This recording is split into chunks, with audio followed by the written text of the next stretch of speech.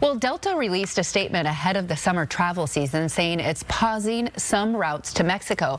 This includes direct flights from Seattle to Cancun, Los Cabos, and Puerto Vallarta. Flights from Seattle SeaTac to Cancun will be on pause until June 2nd until November 9th, and the Los Cabos route will operate Saturdays only in June and not at all from July until November. Seattle to Puerto Vallarta will not operate between October 6th and November 8th. Delta says it will contact any customers affected by these changes to go over other options. And here to talk about the recent flight shakeups is Eric Rosen with the Points Guy. Eric, thanks so much for joining us this morning. Thank you for having me. A lot of questions to get to, so we'll try to get them in. Rising jet fuel, though, costs have raised airfare prices significantly. Some airlines like Delta are even cutting the number of flights planned to reduce costs. What should travelers be doing to prepare for those kind of setbacks? Sure. A lot of the flight cuts we're seeing so far tend to be more frequencies on a route. So instead of flying something for three times a day, they'll cut it down to one or two, as well as more regional routes. The ones you mentioned, obviously, are mainline ones, those between big commercial cities.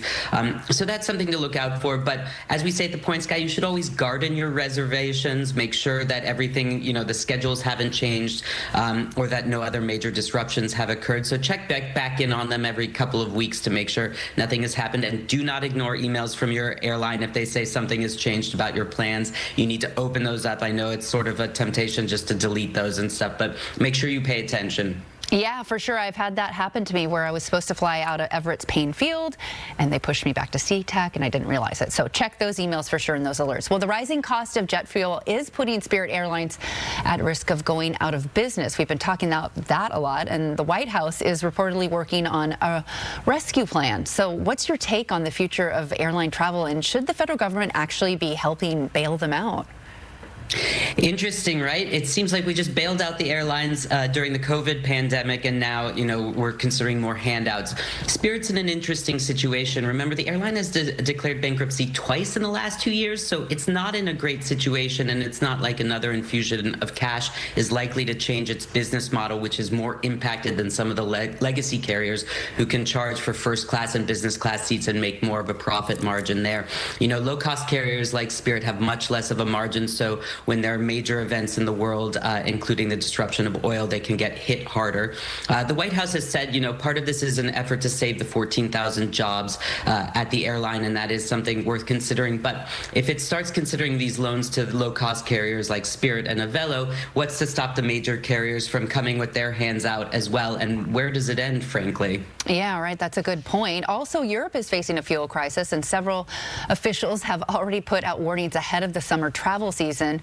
What exactly is going to happen to the flight routes if this issue isn't resolved by June? I mean, June, July, August, even to September, people are looking to fly and get out of town.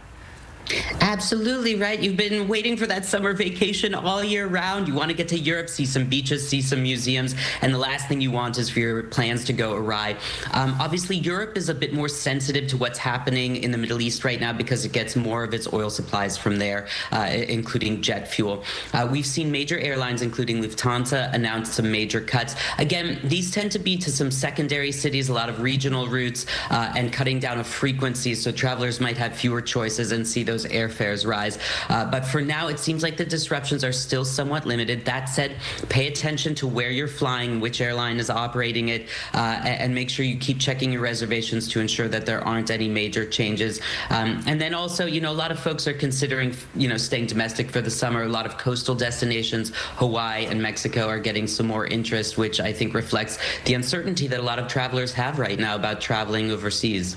Well, okay, I do have a question with all this, because I always wonder when I'm buying, looking into places that are farther away, like Europe or international or Hawaii or, Mexico or something from the Pacific Northwest, travel insurance. They always ask you, I always skip past it. Is this something that you would think is necessary or advised now with everything and the uncertainty?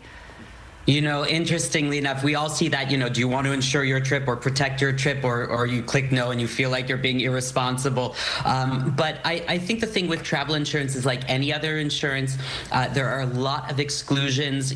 Ongoing conflict tends to be one of those. So if your plans are disrupted by what's happening in the Middle East, it might not be covered by one of those plans that's offered.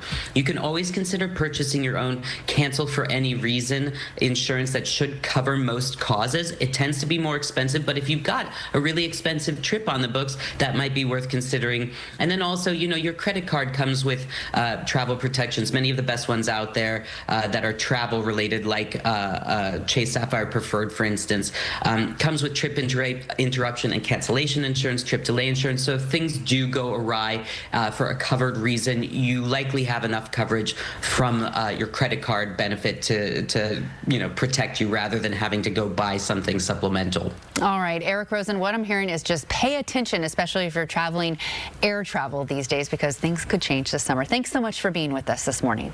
Thank you.